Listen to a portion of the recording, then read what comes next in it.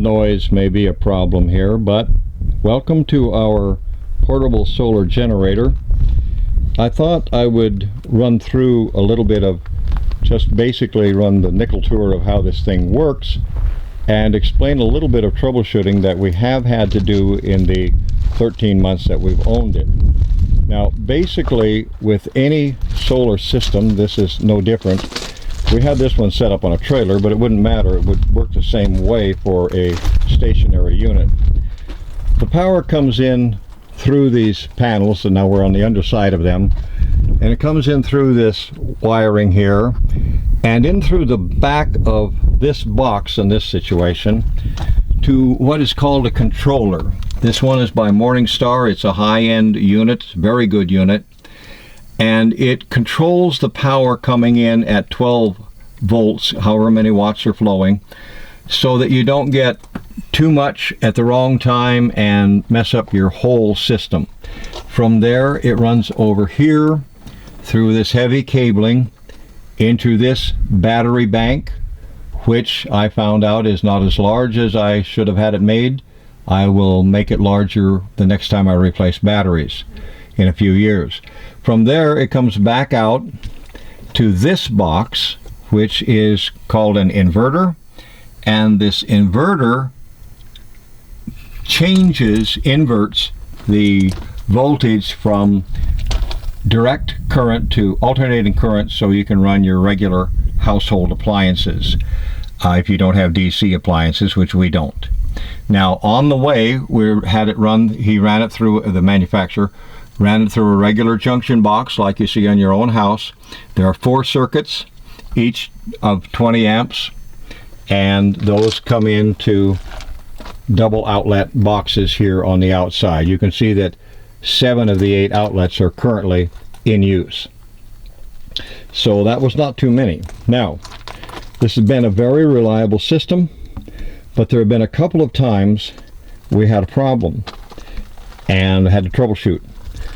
The biggest one, the scariest one, was last fall when this controller suddenly started shutting down at random. We thought random, it wasn't random, but we thought it was, and we couldn't figure out why until a very skilled and courteous tech at Morningstar got it through my head that what had happened here is that the manufacturer hadn't realized it wasn't his fault. He never built one this particular size before, and he just missed one little key thing, and it can happen to anybody. But instead of wiring these 4 panels in series as he did, he should have wired them in 2 sets parallel so that the voltage would not get so high.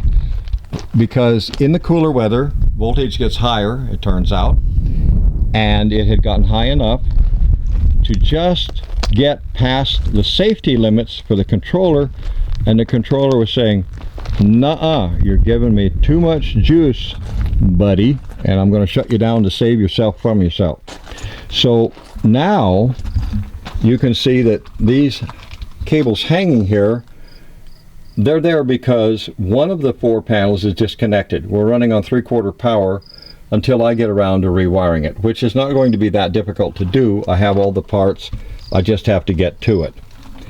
Now in the meantime, that's where I discovered that 3/4 was plenty for the way we run the house during the day, and we couldn't store any more than that juice would bring in anyway in this limited battery bank here.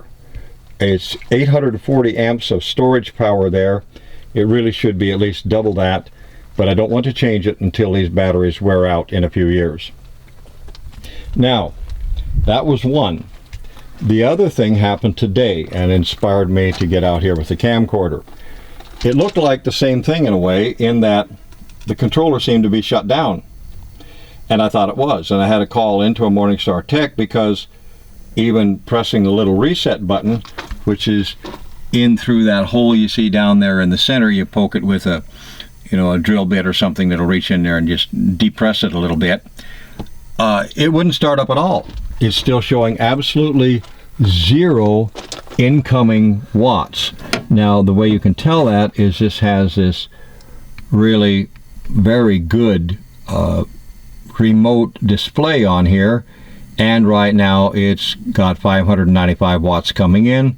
It's at 25.5 volts. It's a 24 volt system. In the battery bank it says 93 degrees in this box here, and all that. So it was showing 0. I was really frustrated, because you're always frustrated when you can't figure something like that out, and your primary power source is down. And then finally it occurred to me, maybe I'm reading this wrong. Maybe it's not the controller. Maybe there really is something wrong back here with the panels. And I came back around here and I looked in just like this here, and I saw those, well, I saw these two that I knew should be hanging there like that, because that's the way I left them.